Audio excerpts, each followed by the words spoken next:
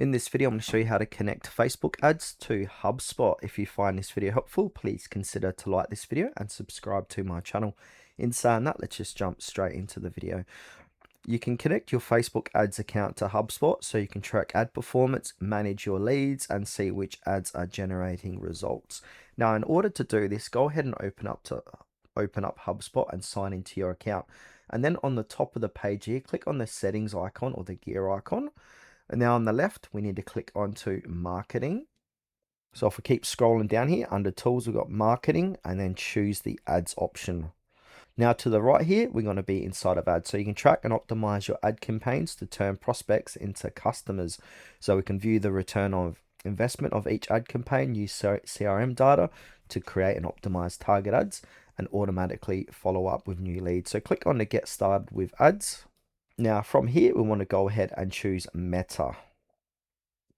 Now a little box is going to appear. Just sign into your Facebook account. When prompted, review the permissions HubSpot request and click continue or allow. Then from there, after connecting Facebook, HubSpot will show the Facebook ads accounts you have access to. You can go ahead and turn the account on and click done. So your Facebook ads account is now connected to HubSpot.